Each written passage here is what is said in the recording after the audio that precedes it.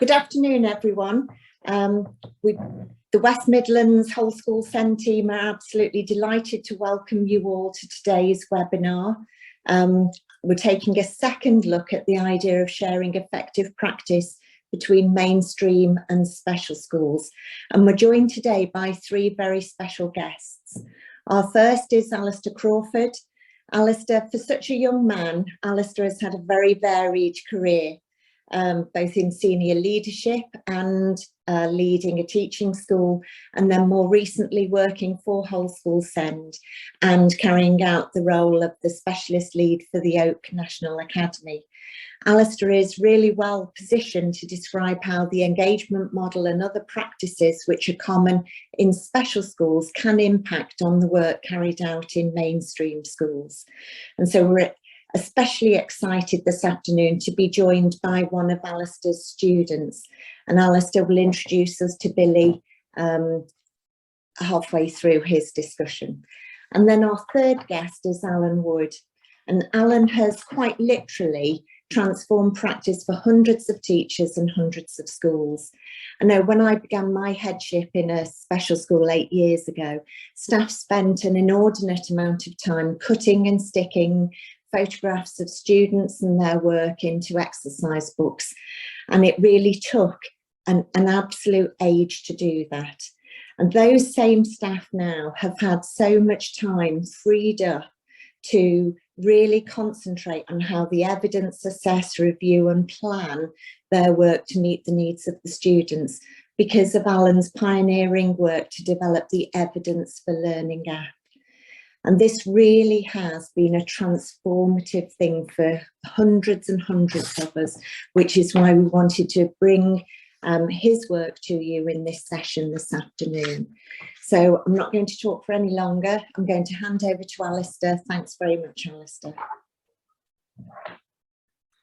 Thanks, Al, for the very warm welcome, and I'm still reeling from that introduction as being called a very young man. So yeah, I'm startled by that. So thank you for your kindness there. But it's great to be with everyone this afternoon, and really delighted to be with the West Midlands team today. I really enjoyed the first session with Phil and with Bernie sharing the work across a multi-academy trust and that mixed economy of mainstream and specialist schools, and delighted to be part of this series of webinars there. And this afternoon, a few things to talk about really in terms of the ways in which I feel we can be stronger together and how we can build those really sustainable partnerships between mainstream and specialist settings, and how important that is in the current climate. And also we'll look a bit about what engagement looks like, particularly at this moment in time. And Al sort of asked me to really consider what disengage to engage might look like in all of our settings, be that mainstream primary, mainstream secondary, or indeed a specialist setting as well. And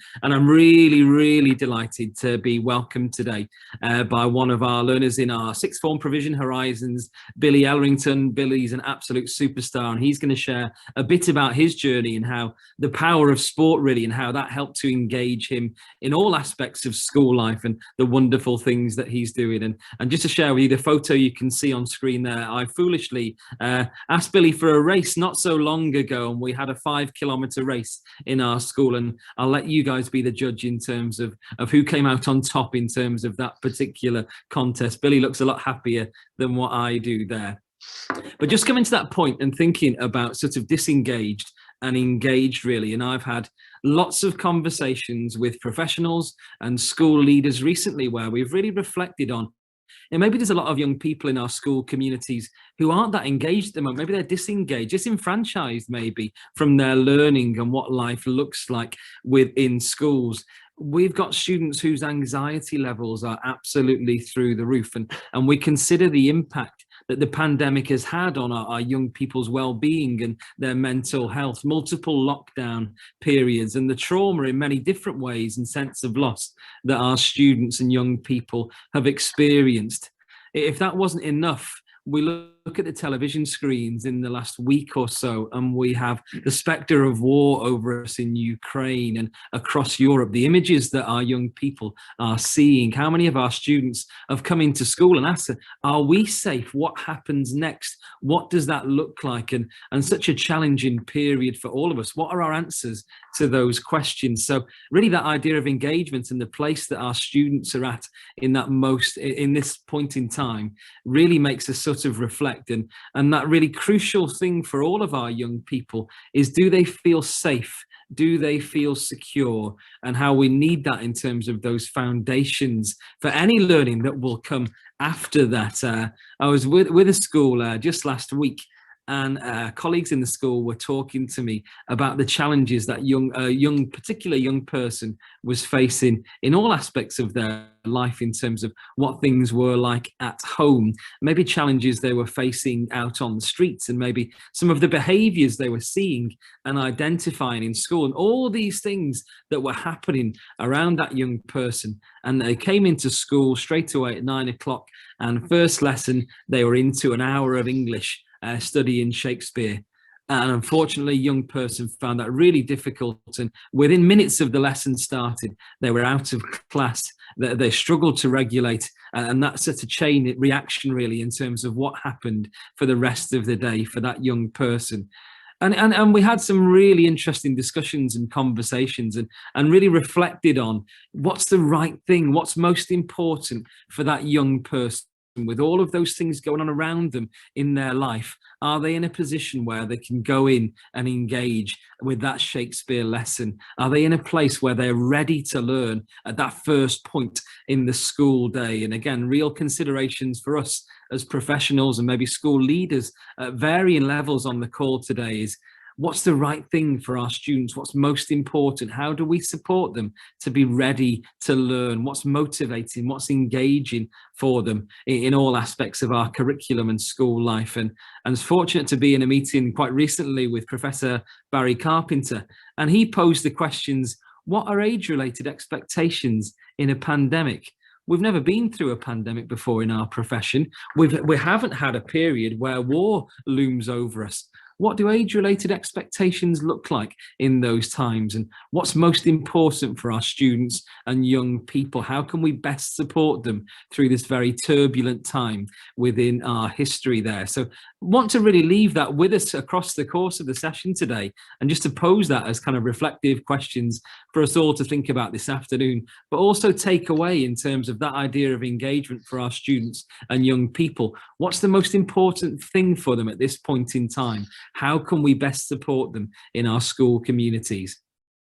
Also, that takes us to think about the sort of the language of engagement there. And there's a fantastic session that you can find through Whole School Send. I'm sure Francesca and the team will pop a link into the chat function, where Ali Lee did a session on engagement, and Ali leads on the national rollout of the engagement model. And I think something for us to really consider is, and something where we've maybe missed a trick, in that the focus tends to be for that engagement model on primary settings and for our young people who are working at that pre-formal level. So maybe that non-subject specific level.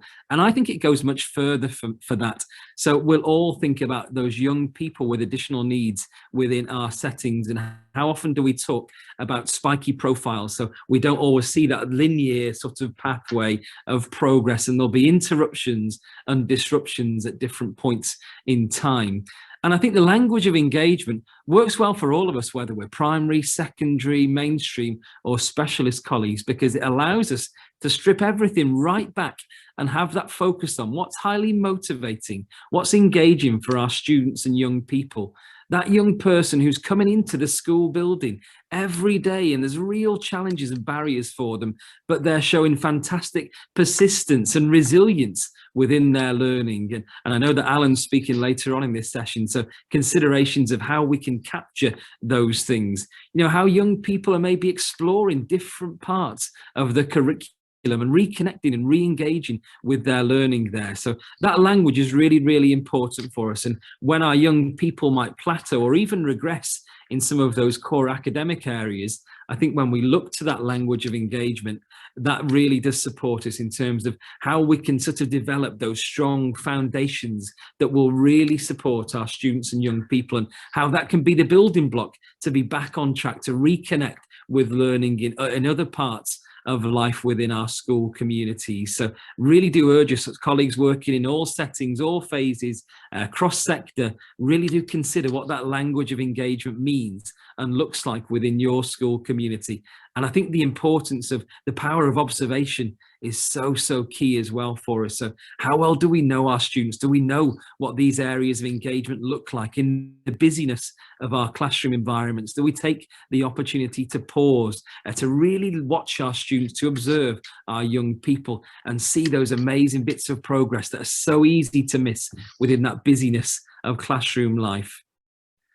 When we think about that engagement, and I'm delighted to welcome Billy in a moment, who's going to share his journey and the power of sport there, and how sport was the spark that really reconnected Billy with school life and has led to some amazing outcomes and continues to do so for him. And Billy will share his journey. He's also really happy to take any questions at the end of the session. So if you have thoughts and comments, please do pop them into the chat, and Billy will be really happy to pick those up at the end of our webinar today. So without further ado, I'm going to hand over to Billy now. I'm going to move the laptop screen around, and Billy's just going to share part of his journey with you. So thanks, Billy.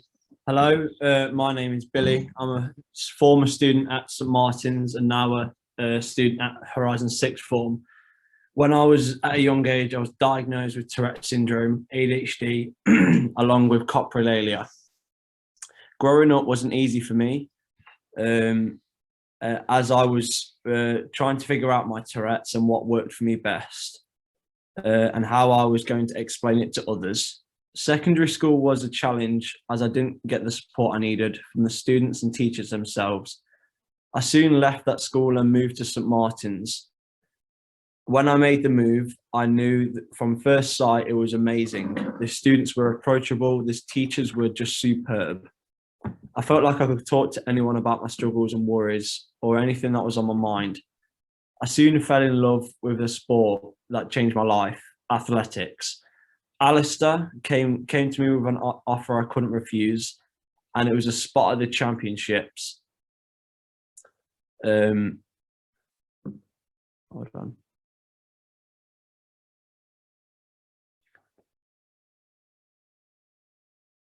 Can't see where I was. For the championships, athletics. This gave me opportunities to do things such as a shout about 75k twice and becoming national champion. These things led me to do things such as podcasts with Professor Barry Carpenter, in-person talks at Benrose School, and online talks. Sport helped me calm down my vocal and motor tics, and get things off my mind that would take a long time to do so. Going for runs most mornings helps a lot, and how to think about what I really want to do and how to do so. I think young people like me should get involved in more sport, including SEN students like myself. I want to take this time to thank the amazing staff at St Martin's and students for what they have done to get me where I am today. But overall, thank you for letting me tell you my story. Thank you. Huge thank you, Billy, for sharing your story. And Billy's incredibly modest, so he says things like I'm a national champion as a throwaway comment, as if it doesn't mean anything. So if only I had an ounce of Billy's talent. But yeah, amazing. And just to share some more detail really about Billy's journey and what Billy sort of described to us when he came to us at St Martin's, is that in his old school, there were things that Billy found really challenging and quite difficult. So that might be some of those core academic areas, particularly things like English and maths. And Billy would find those difficult. But what he found is that, and so many of our students will have the same experience. So I find maths, I find English difficult, but then I have to do more maths, I have to do more English, have to do booster sessions. And maybe some of our students and young people have a similar experience to Billy, where they miss out on the things that they really enjoy doing, where they experience success. So that might be, in Billy's case, in sport and PE. I'm doing less PE because I need to do more maths and more English, and the things that I find difficult and the things that I will struggle with there. So that again is a reflection for us as professionals on the call today. Is what does that look like within our school community? Do we really celebrate the things in which our learners flourish at? Do we build on those strengths, or are we always trying to plug the gaps and build on those things where students will find them really, really difficult? But sport really was the spark for Billy and really helped unlock his potential. And I think, as Billy described beautifully there, those opportunities to go for a run first thing in the morning to really help to be grounded and regulate and be ready to face the school day and those other things. And again, Billy being incredibly modest, the amazing achievements he has, not only in sports, but actually with sport unlocking those other areas of school life and really helping Billy to engage so positively across all aspects of school life. He's done amazing in terms of his academic outcomes and the work he's doing there. And like you said, amazing to be taking part in podcasts, sessions like this afternoon, things with Professor Barry Carpenter. So it's opened so many doors for Billy, and it was that sport, it was that PE, it was those opportunities that was the spark that led to all of those other things. So again, that consideration of engagement and what that looks like, and going from being maybe disengaged to being really engaged and successful. And again, I would urge us all to reflect on what does that look like within our school community. So look forward to perhaps taking some questions for Billy later on within the session. But just before we move into Alan's part around evidence, just wanted to reflect in terms of that opportunity, that crossover between mainstream and specialist settings. And I think it's probably more important now than it ever has been before in terms of how do we come together to pool our expertise, to share resources. We know we face such great challenges, don't we? Whether that's around capacity in places for our young people with additional needs in local areas, funding. We'll often talk about the sorts of challenges that we have around funding there. And I think they're all barriers that we can't overcome on our own, can we, colleagues? That can't be something that we can overcome just as one particular school in a locality. We have to come together and share those resources, that expertise, and how do we have a great offer across a local area with schools coming together to share those very best things that lead to opportunities and outcomes for our students and young people. So again, that question to ask ourselves, who's in our community of practice? Who do we connect with on a local, regional, and maybe even a national basis there? So what forums and networks are you a part of? Do you have really good relationships with those specialist settings, with those multi-agency partners? Does that go cross-phase between primary, secondary, early years and post-16? Because it's so important we have an eye on those preparing for adulthood, those longer-term outcomes, which we know are so important for our young people with additional needs. And then when we move beyond that, it's brilliant that you have a great team in the West Midlands with the guys there and the support that they will give you. So connecting with whole school send and opportunities that come through there. So really developing that strong community of practice and that flow of information, sharing of expertise is so important for us, particularly at this point in time. And just wanted to share some examples really that I've seen with different schools and how schools have come together to really support each other to lead to great outcomes for students and young people. And again, the sort of title of that slide there, from Lego to Latin. So from Lego therapy, from some of the schools in our city in Derby, really wanting to learn more about Lego therapy and what that can mean for their students, and coming into specialist settings, observing those sessions, undergoing training, and then taking them back into those mainstream primary and secondary schools has led to amazing opportunities for students and young people. And I've heard of scenarios in schools where in a specialist setting, a young person who had a real desire to learn Latin and really follow languages, and the specialist setting will say, we don't really have that expertise. We'll try and do what we can, can, but actually there's a school locally to them, a secondary mainstream school, who could really support them with that, and that linked together to lead to great opportunities and eventually outcomes for that young person. So again, we've all got something to offer and bring to the table, and how do we pool those resources and knowledge there? Some other examples where we've had schools coming together around forest schools, so and having young people from multiple settings come together for forest school activities. It's been amazing and led to great friendships being formed, those social opportunities, and just that awareness of each other in those different settings has been a really positive experience. Something we're working on at the moment around employability and enterprise. So we're trying to get our hands on a cafeteria in a park in Derby City, and we want that to be a provision for across the city for mainstream and specialist schools. And our young people from schools across the city will help to run that cafe, and they'll really build on those employment experiences there. So again, a crossover of ideas and a sharing of practice there can be really powerful. How do we come together to offer those broader experience? And that might be just the resources that your school site and the facilities that you have.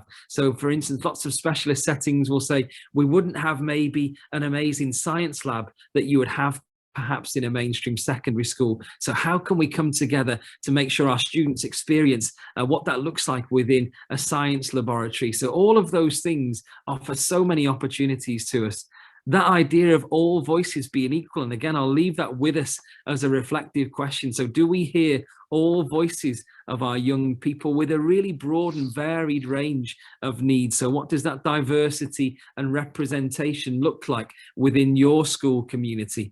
And again, I think the last point on there is when we come together collectively as a group of schools, cross-phase, cross-sector, we start to get to that idea of achieving authentic inclusion, and how can we help build the inclusive society that we would all wish to see. And our school communities together can really be at the heart of that.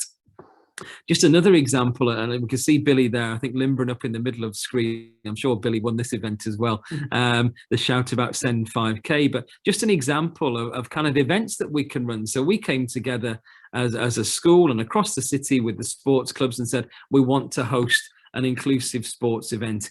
And we had sports clubs, we had specialist schools, mainstream schools, people who'd never stepped foot in a specialist school. We had an inclusive sports event on a Saturday morning. I think we had over 250 participants, and it was a true mixed ability, inclusive celebration of sport. And again, when we consider the health outcomes and benefits, we think about the social opportunities, people again really mixing together, true mixed ability ethos to that event. And there's been some great outcomes that have come off the back of that, where students with additional needs from mainstream and specialist settings, they met a club, they were engaging with a club on that day, and now they go and attend that. So we're thinking of that impact beyond the school gates that's really, really important there. And actually, we've got another one of these events which we're delighted to get back to after missing out on so many things across the pandemic, where we have an inclusive sports event on May the 14th. And again, a webinar really worth checking out from Whole School Send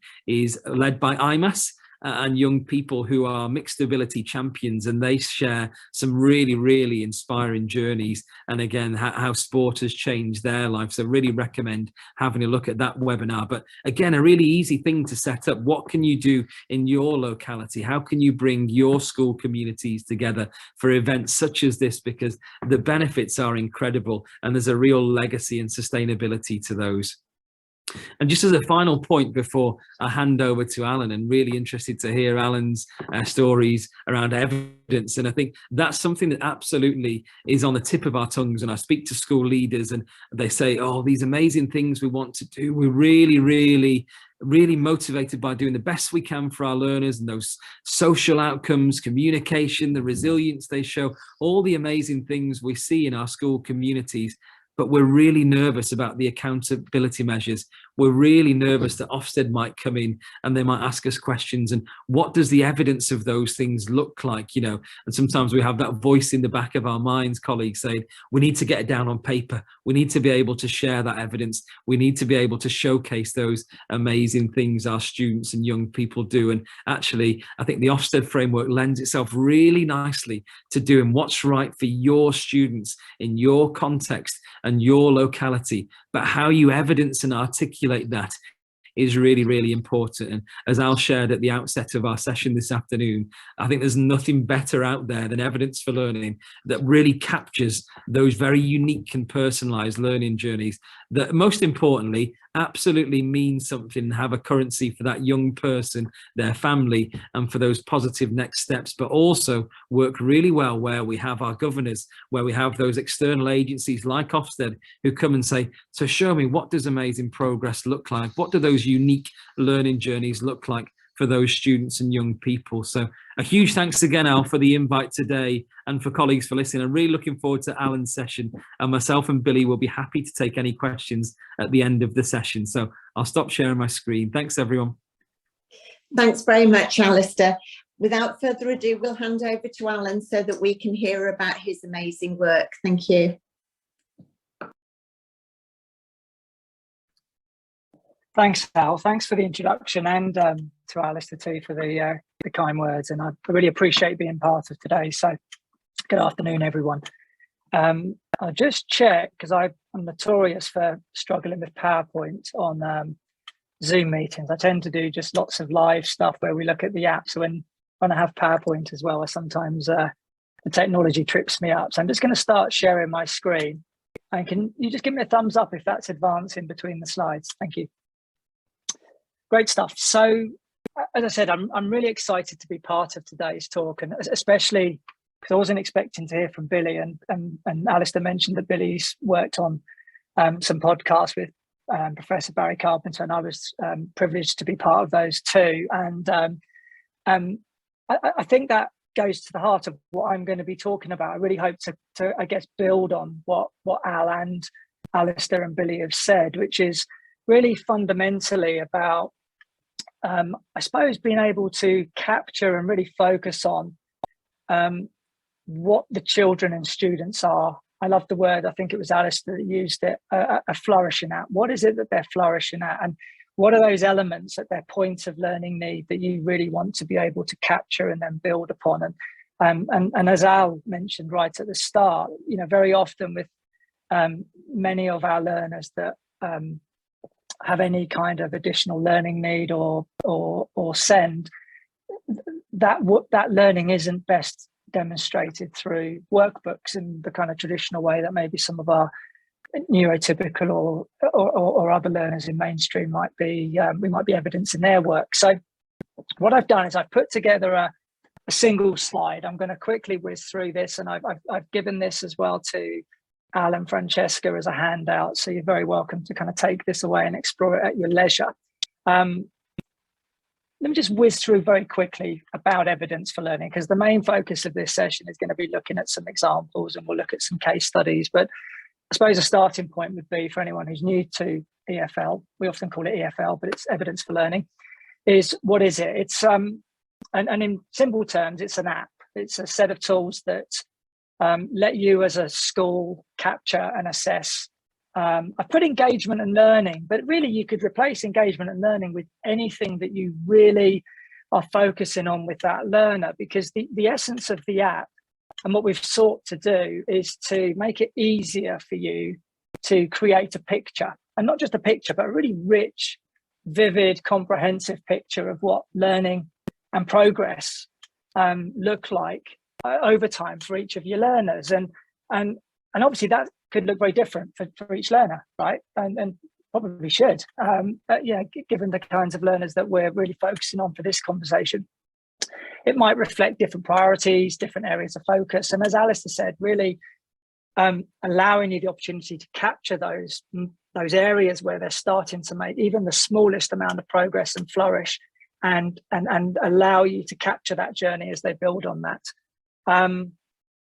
So the way that it works, though, is as you gather, because I'm sure lots of you are gathering evidence already, and as Al said, you might be capturing it manually and sticking it in books, or you might even be capturing it on through videos and photos on devices and laptops. What EFL lets you do, though, is very easily link that evidence and any of the information that you're collecting to outcomes. And those outcomes could be EHCP outcomes, it could be individualized learning intentions or outcomes. One thing you'll see in the examples I show you is EFL is a blank canvas. We don't impose or prescribe any language on you at all. So if you call them targets, they're called targets. If you call them outcomes, they're called outcomes. If they're learning intentions, they're learning intentions. It's very much about allowing you as a school to embed your language in the narrative that you're creating through evidence for learning. I've also mentioned on there the engagement model, and it's interesting listening to what Alistair was saying, because my experience, and I guess I kind of occupy a really interesting, very privileged position that we work with more than 600 schools around the UK where they're using evidence for learning in a specialist context. And so we get to see how lots of different schools are approaching curriculum and assessment, how they're collecting evidence, how they're using that evidence. And what's been quite interesting is the number of schools that are actually, as Alistair indicated as well, are using the engagement model, not necessarily as summative assessment for those students that would fall under the new criteria of not engaged in subject-specific learning, but really engagement as a pedagogy, as a strategy, as a way of really trying to understand how we can get our learners to become more actively engaged, more active learners. But the idea with EFL is you can link it to all of these different outcomes and other indicators that you might use. If some of your students have a support plan, then the app can be used to show where the teaching, the activities that you're creating, the interventions that you're putting in place are factoring in support plans. And we can look at some examples there. And then as you gather this evidence, one of the things that schools find is they literally end up with thousands, hundreds, if not thousands of bits of evidence. And rather conveniently, it's always sequenced in time. So what it enables you to do is to really see how that evidence creates or potentially can show that sequence of learning over time, what that actually looks like. And obviously, you can imagine then you've got the ability to develop a narrative around what learning looks like, what progress looks like. Key thing being in every case, and we'll look at this in some examples, it's all about being completely personalized to each learner. And then the other thing, obviously, both Al and Alistair touched on this, but what we found over the last few years is that schools are now looking at their evidence as a real asset, as a real resource. In our classrooms and in your classrooms around the regions and the country, there's wonderful practice going on. And, how many times have you made real progress with a learner? And it might be the subtlest of progress, but you've made that real progress. And unless you were there in the room, then, you're having to describe it to people. And so one of the things that the app lets you do is obviously gather this evidence. You can wrap a narrative around it that really describes not just what the learner's done and what the outcomes have been, but also potentially what you've done, what the inputs have been as well.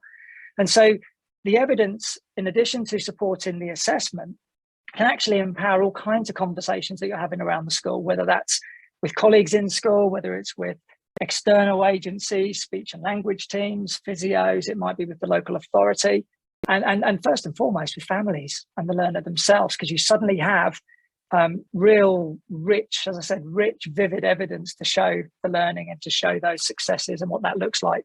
So it is very much an app that's gained a kind of multi-agency approach. It really is about engaging everybody that's wrapped around that learner. If just for a moment, as a thought experiment, if we just imagine any learner in your school and just imagine how many colleagues in school, how many colleagues potentially outside of school, then you add in the family and the extended family, how many people are actually involved or have some kind of interest in that learner. And what we've done with EFL is to try and create a tool that lets you keep everybody on the same page. So everybody can see what you're talking about. Everybody's able to potentially gather evidence as well. So you can have families collecting evidence at the same time. And so eventually you end up with potentially, again, the idea is potentially, it's all about how you want to use the app. But a lot of schools have said that it really helps with developing this culture of reflective inquiry, this kind of finding out culture in the school, where you're gathering up evidence that captures the really holistic, personalized approach that you're using with each learner. And you're then able to share that across the community, which obviously has a really powerful potential in terms of helping everybody with planning next steps and, you know, where do we go next with the learning. So that's a bit on EFL. Just, I suppose, a little bit on us. I mean, we're a fairly small, modest team, but I have to say and give huge thanks to the partners and advisors that we work with. We're very proud and fortunate to be advised by some real leading lights in the field of SEND. Professor Barry Carpenter has been mentioned already. He's worked with us as our lead advisor for more than 3 years now, in fact, more than 4 years. Diane Rochford, who many of you will know from the Rochford Review, has been working with us as an advisor for a number of years as well now. And really our biggest advisors, which I always take any opportunity to thank, is the hundreds of schools that use the app. You know, we learn from our schools as we go.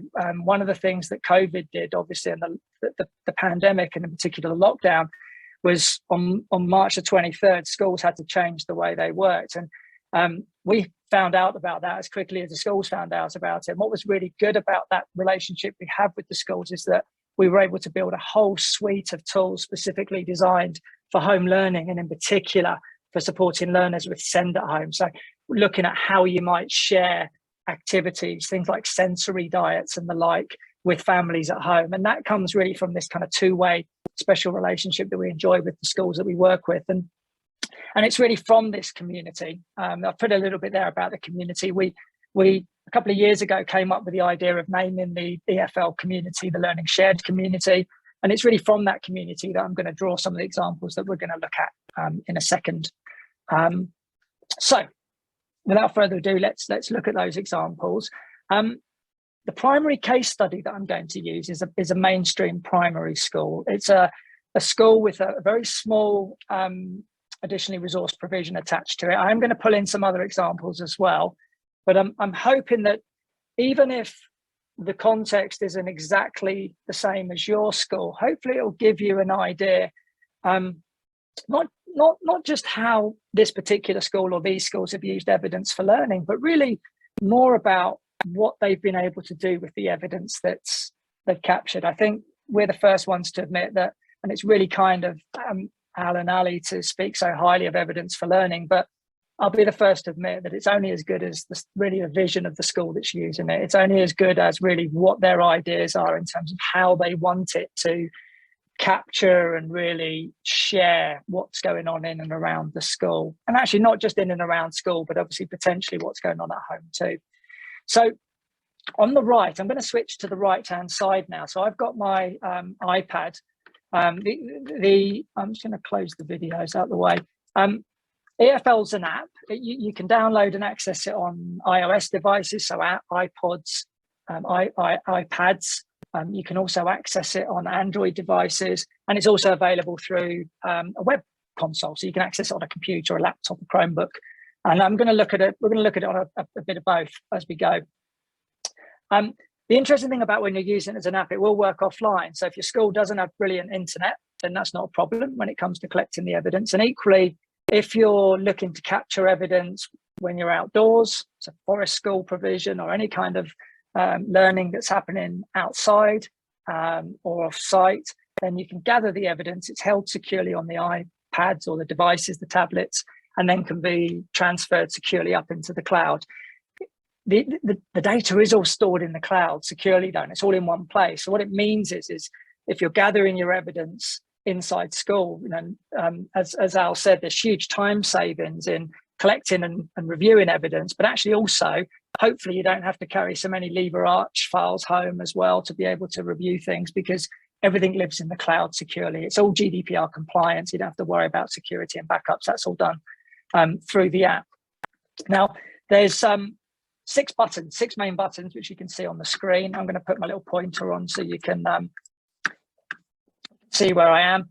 We've got a button there that lets us capture evidence, capture observations, reflections. It can be any kind of information. These two buttons here are finding stuff.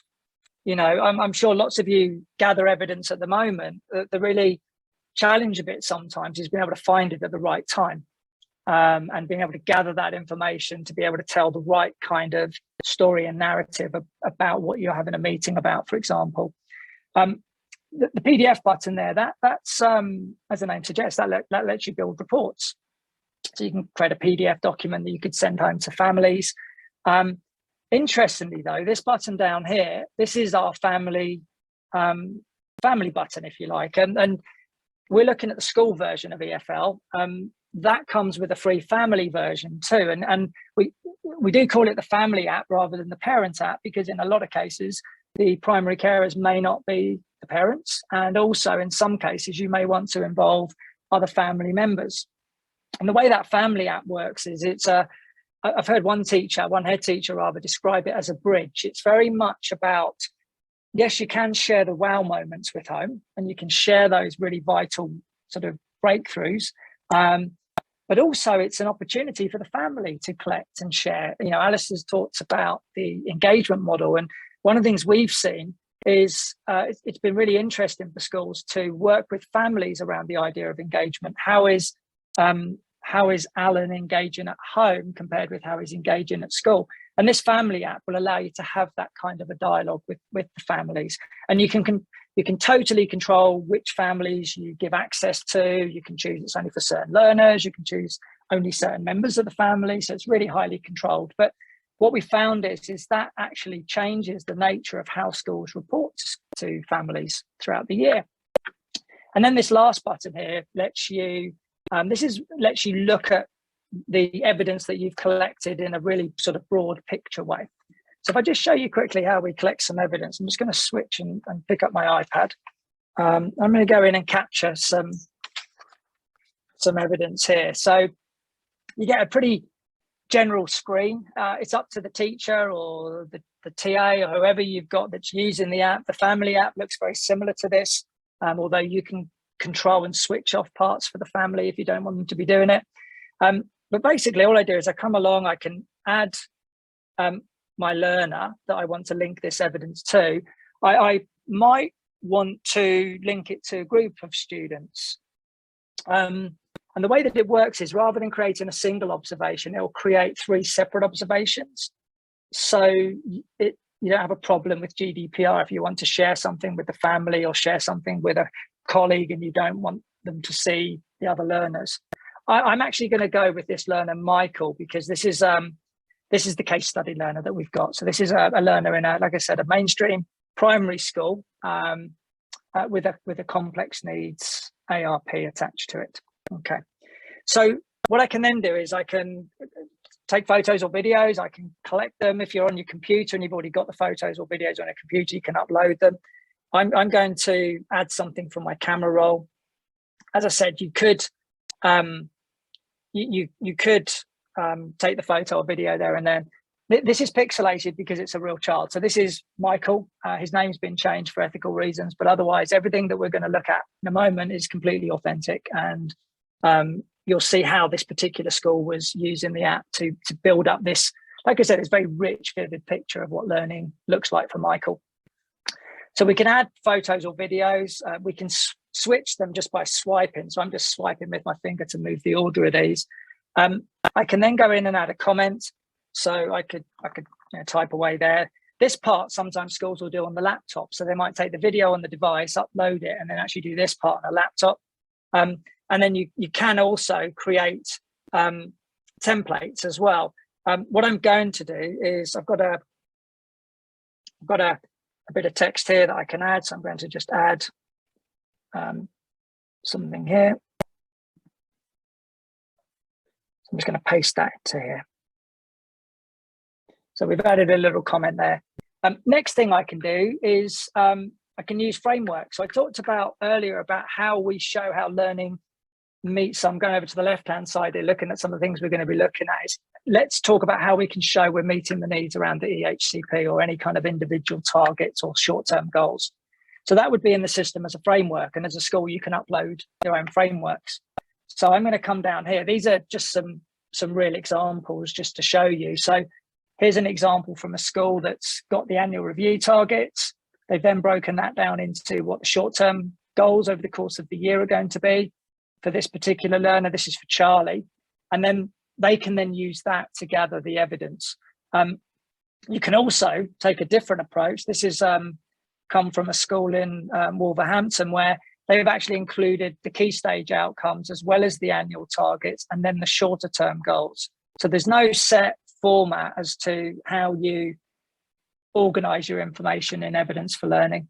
This is the actual one that this particular school used. So you can see what they did was they took the key stage outcome from the EHCP, and then they broke that down into a sequence of steps. So if we look at this one, Michael will have mastered working with numbers to 5. You can see one of the steps there was Michael will be able to consistently follow instructions containing 3 key words. So if you imagine trying to gather evidence around that journey, you know, through cutting and pasting, it can be quite a challenge. These grey dots, that just tells us that somebody somewhere in the school has already gathered some evidence against that. And there's nothing to stop you gathering multiple bits of evidence against an outcome. So now we've shown how we've collected this little video, we've put some text in there, we've said we want to link it to the EHCP and the short-term outcomes. You might also want to link it to a curriculum framework, like some kind of maths framework or national curriculum maths framework. So that's the other type of frameworks that you can add. So this particular school, they've got a maths framework there that's incorporating the pre-key stage standards, you see. So same principle applies. The grey dots show where somebody may have already gathered some evidence. And so you can see now how this same piece of evidence, we're showing how it's covering elements and skills within our within maths, as well as how it's meeting the goals in the EHCP. It's actually frameworks. The idea of tags is they're a great way to embed language that you might use. So it could be language around curriculum. So you might want to show how specifically we've been working on phonics. If the secondaries on the call that are doing Duke of Edinburgh, that's a commonly used one that gets used as well, where you might use it to show how the activities are covering strands within the Duke of Edinburgh scheme. I mentioned support plans. So a lot of schools create tags around physio, speech and language. And then they might say to staff, look, we're going to use that tag anytime we're incorporating any adjustments from the support plan. Because what you can do with your tags, and you'll see in a second, is we can search and say, right, let's look for what evidence we've got that, for example, maybe has the phonics tag on it and speech and language, because that, you know, you might get asked a question. As I was speaking to a head teacher last year who said, you know, when one of the questions that Ofsted came in and asked was around, you know, talk to us about a learner, talk to us about how you've incorporated the support plan for speech and language into how they've been learning and developing phonics. And by using the tags, they were able to really show quickly, we'll have a look at this in a second, how that can be done. But you might bring other elements in. On the slide a bit earlier, I talked about curriculum values. What do your curriculum values look like in terms of the lived experience of your students? And go into some of the things that Alistair was talking about in these really quite troubled times. We found, especially during COVID, a lot of schools were creating tags around well-being, feeling proud, having fun. Imagine, you know, if you've got learners who are non-verbal or pre-verbal, what does feeling proud look like? And so you can encourage staff to create and use tags that help to really flag up key elements. And I've got wow moments in there. You know, the number of times you try and think, oh, I wish I could find the video of what Michael did today in school that was really, really powerful. So that's your tags. And then the indicators is, well, all of this is optional. You can choose what information you want to add. You could literally make an observation that just has a short video in it and a comment, or you could even just add a piece of evidence that's just a reflection, a comment. What the indicators let you do is a much deeper dive. So, and we've got preloaded on here is the engagement model. So what they let you do in this case is they'll let you reflect on using the areas of engagement, how engaged, in this case, Michael was. So I could, for example, tap here on persistence. And if you've been on engagement training, this stuff will be fairly familiar to you, but you can see I can use the engagement scales. You can turn all these off. You can customize all of this. If you don't want to use engagement scales and just use it qualitatively, you can do that. These are just some text boxes, so I can just type in some stuff here, and then I can save that, and it literally collects that information as I go, and it's up to the teacher, you know, how they use this particular piece. Interestingly, you can see the frameworks are up here. Again, engagement was never designed as a curriculum. It's not a curriculum. It's not even necessarily an end point in terms of assessment. It was always really intended as a way of evaluating how actively engaged somebody is. So they're almost a readiness for learning. And so the idea here is you've still got the framework, so we can see the context of the outcomes that we're maybe working towards or that we're seeing that connection with. The other thing you can do is use the quick review button, so we can actually tap on that and go back and watch the video. So quite often schools and staff and teams will sit down and complete this stuff after the fact, maybe during non-contact time. And that then just goes on as another layer. So hopefully you can kind of see what classes as evidence is really down to you, and you've got a lot of flexibility about how you capture that information. You can see there's a spider web here. This is going back to what I was saying about pictures. We're really big about pictures. A picture paints 1,000 words. So what we can look at here is this lets us look at that engagement data in a very visual way that can maybe help to prompt conversations. So looking over on the left here, I'm talking about how we support conversations, how we support the kind of planning process, as Al mentioned, because you've suddenly got information that you can share and use for those conversations.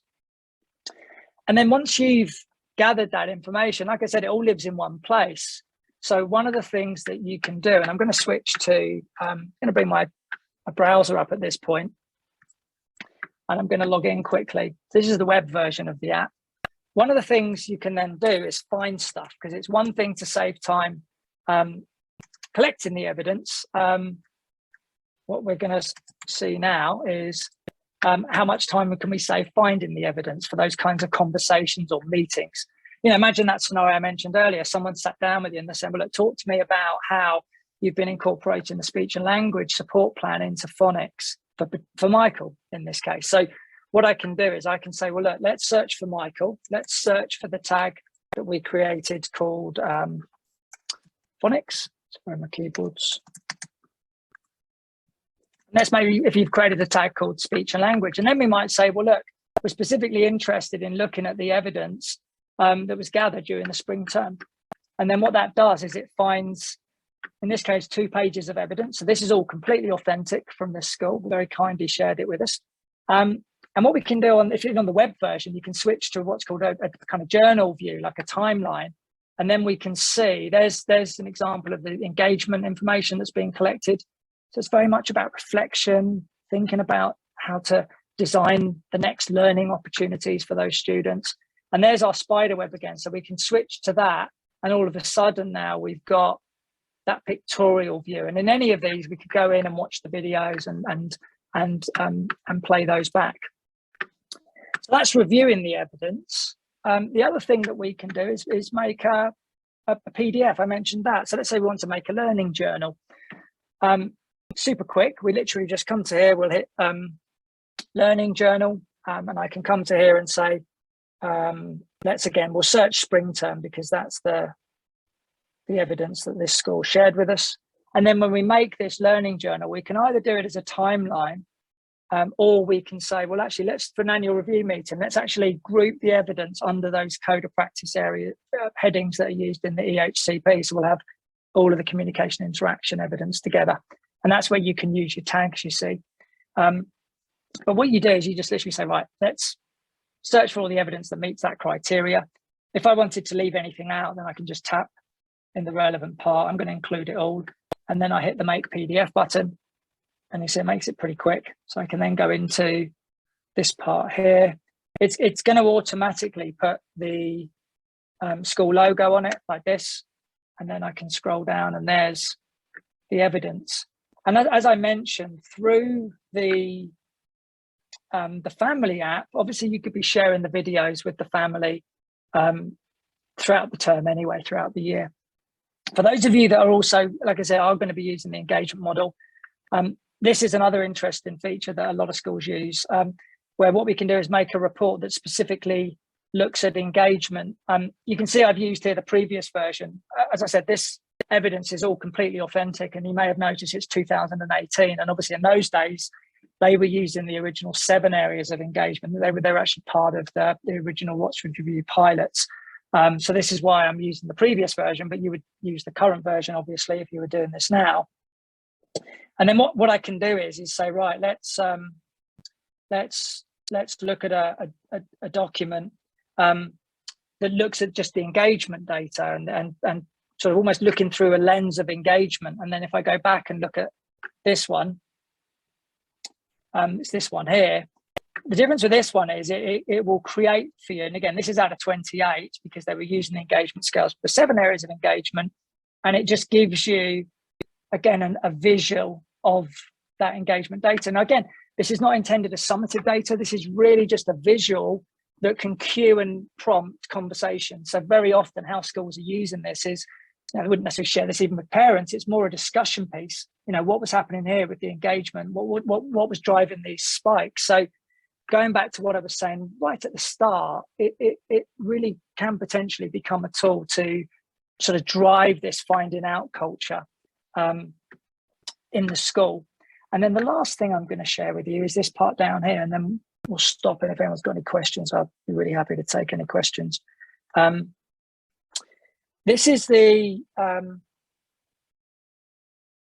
what we call the assessment area. So I'm going to change and log in as a slightly different user so you see a less cluttered version of it.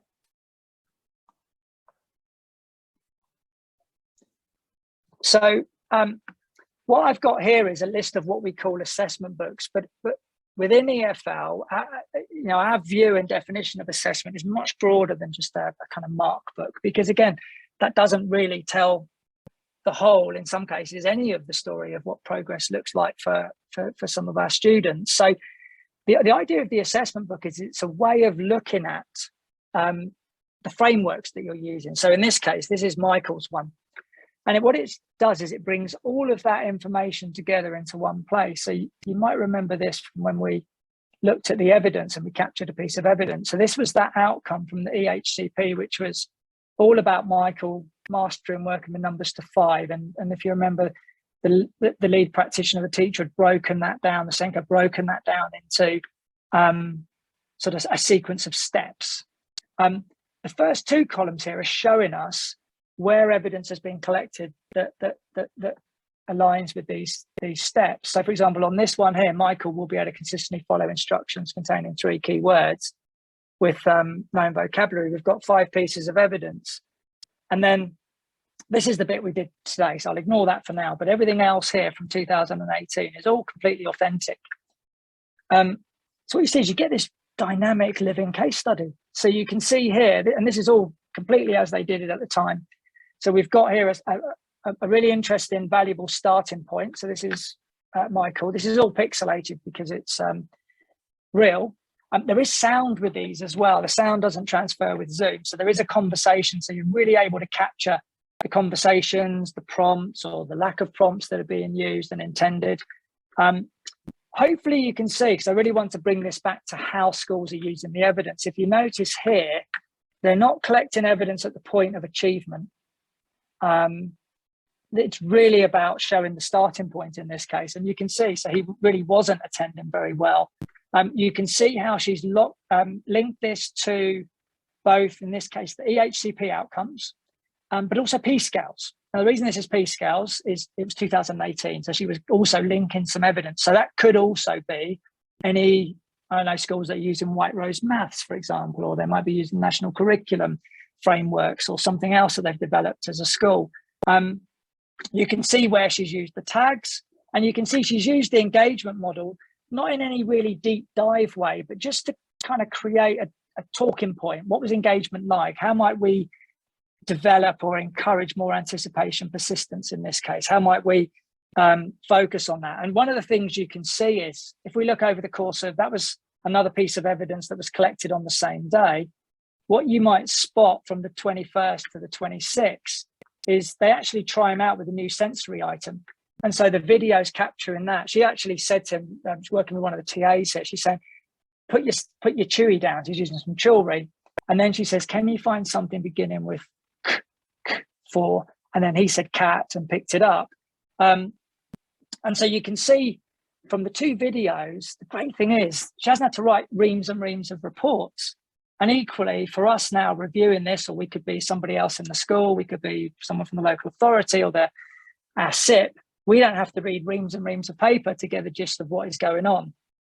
And then the other really nice thing is, just because of this timeline, I mentioned about the sequence of learning, we can see automatically, but by the 27th of March, so about a month after they started, you can see I had really good eye contact then for a second. She said, put the horse on the green pot. And she said, can you take it down? His chewy's on the table. It's been actually chewed to bits, but you can see he's not even reaching for that. So straight away, you've got that ability to really demonstrate what the progress looks like. And just from a tag perspective, you can see they've used tags like feeling proud, wow moments. So it's not, again, just about the outcomes. It's really about thinking about that young person as a human being, helping them really develop that sense of who they are, how they engage with the world around them in a variety of different contexts. So that's what the assessment books do, is they bring all of that data together. The indicators is your engagement. You could read for that engagement. So for example, in this other target here, you can see there from the EHCP, Michael will be able to use colourful semantics. So that's come from the annual review from the EHCP document in this case. They developed a short-term goal there about reading verbs and finding verbalized nouns. If I tap on this button, this is telling us we've got some engagement data that's linked to that. And sure enough, if I click on that, you can see there's the engagement data. I can tap on the chart view, and then we can get the visual view of it. So we suddenly see how engaged has Michael been when we've been working on this particular intervention and set of goals over the period of time. So again, it's lots of opportunities as to how you might use that. And then the final side of the screen, this part here, will gives you the opportunity to kind of quantify, if you like, in more traditional terms, what that journey might look like. So what this particular school did was they developed a language for their IEP or ILP targets, where they wanted a language that the families would understand. So when they would set a target, they would say, well, okay, this is a new target. Maybe they're engaging with it. We obviously want them to eventually be able to master that skill, master that particular target or outcome, and maybe even generalize it would be the ideal goal. And so what you can do with this whole side of the assessment book is we can come along and make those assessments and judgments, and that then can build up over time. So this, what a lot of schools will do is use this particular view. If we come back over to the sort of case study parts I was hoping to be able to show you, is you can see here how we're really meeting them at their point of need. We're able to show what engagement looks like in different areas of their development. It might be in different areas of interest. We might notice that they engage really, really well when they're running or they're doing physical outdoor activities, but maybe they struggle a little bit in the classroom. Well, as Alistair said, there's a really good opportunity there to use engagement as almost a set of lenses to really look at what we can learn from those different contexts to maybe apply in a different context to maybe try and support more active learning. And that's really where these assessment books can come into their own. Different schools will use them in slightly different ways. And in the same way as you can have a very personalized view on what the evidence story looks like, we can actually look at a subject-based view too. So in this case, I can look at the maths one, and I've got those maths I can statements that I used when we collected evidence for Michael a moment ago, which has got pre-key stage standards in it. And it's the same picture. I can look at, well, what does the learning look like here? And you can see in this case, these are snapshots where the teacher has, and this is the lovely part where the students, the children are playing on the mat. And so very often, you're not able to teach the children in those subject settings. So you're looking for the learning as and when it's happening. And that's obviously what they were doing here. And you can see they've linked that outcome to particular skills that might be relevant in their maths framework, as well as how it's linking to those EHCP and shorter term targets that they're setting. So hopefully that gives you a little bit of an insight both into evidence for learning, but also hopefully into how schools are really thinking about how they use evidence, really. But thank you all for listening, and very happy to take any questions. I think whilst we wait to see whether anybody's got any questions, what I wanted to do, Alan, was to share with you and with the audience the sorts of points that come out of discussions with mainstream schools when I talk to them about the practice in our special school and how we use evidence for learning. And one of the things that mainstream colleagues always talk about is the difficulty when it comes to annual review time to get that evidence from, particularly in secondary schools, when a student might have up to 13 different teachers. How do you get that evidence for the annual review, other than through doing something like a round robin where staff just write a comment? And I think one of the best things about evidence for learning is that it's such an easy application, and everybody in the school, all teachers, all TAs can use it, because you can use it on a range of different computers or iPads, etc. And they can input the evidence, and it can be photographic evidence or filmed evidence, so that then as the Senko, you've got that range of evidence, which really adds a richness to your annual review. And I think that's something that is particularly appropriate for our mainstream colleagues, isn't it? Definitely, we find that's a huge sort of obvious first starting point, because it really is very much about everybody having access to be able to contribute to this ongoing dialogue. And secondary is a really good example, because when you've got those tags, you've got the ability to look at where those literacy skills, those communication skills might be happening in a PE class. And then there's something, you know, how many times do you hear one teacher struggling with a learner over here, but that same learner might be flourishing in another setting?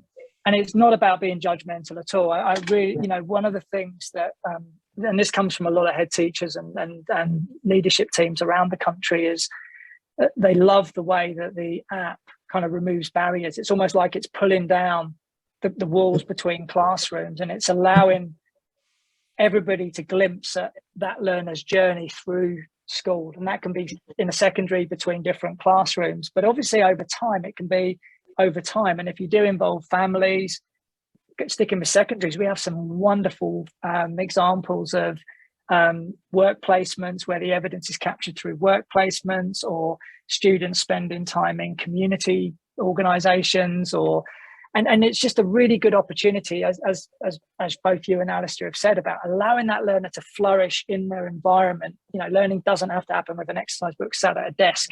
That's not the only way to learn maths. So it really enables you to create an opportunity for those students to flourish. I think that's a really good point you've made. Yeah, and I think what you said as well about it's not just about seeing the student from the different perspectives. It's also about staff seeing how each other practice. And so evidence for learning is absolutely brilliant for CPD purposes. Yeah. And we use it particularly when we have new TAs who come into the school to work one-to-one with the child, and they can see how previous staff have worked with that young person. That's a really good point as well. A really, really good point. Yeah, really. And I think the final way that we use it is for transition. And I think this comes back to what Alistair was talking about. We've been in really turbulent times. We haven't been able to go into each other's schools to really observe students up front and close. And so we've had the opportunity to have a look at film to see the student working in their previous setting. And that's really helped us to prepare for them when they've moved into our setting. So there's so many different applications, aren't there, for this? Yeah, I think so. Like I alluded to earlier, to be honest, the favourite part of my job is when we get together all the schools and we just listen to different ideas and you hear people talk. We ran a virtual event last year. We used to do lots of face-to-face events.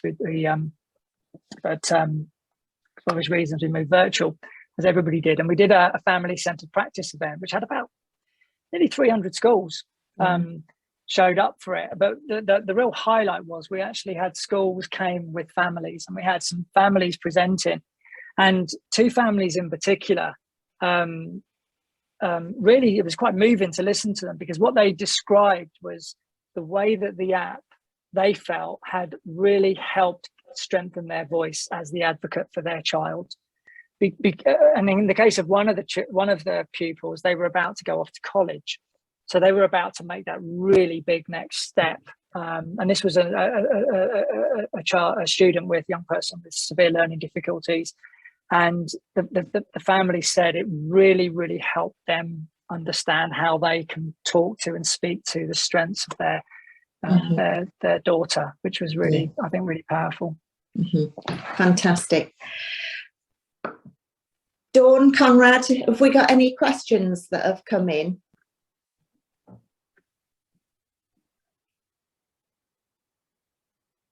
Sorry, I'm on mute because it's chaos here. No, I think most stuff's fine. I think really positive feedback from everybody. That's, you know, it's just been lovely to hear different ways of people doing different things, which I think is really exciting, because from a mainstream position, I don't do the engagement for learning. I do different things. So it's interesting to see how it incorporates in, and we're a resource provision. So, you know, I've learned some stuff today, but no, everything's clear and good in the chat. Thank you very much. Thank you. Thanks, Dawn.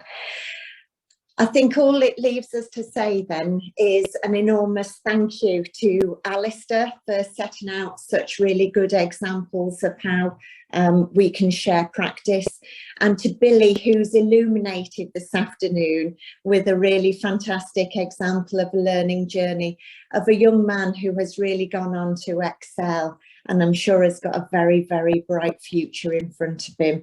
And to Alan for giving us a really rigorous overview of the opportunities that evidence for learning can provide for all of us. Can I thank everybody?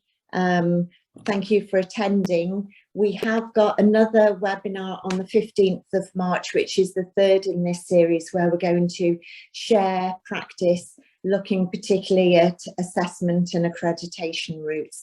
But from the West Midlands team, can I thank everybody for attending, and can I thank Alistair and Billy and Alan. Thank you very much.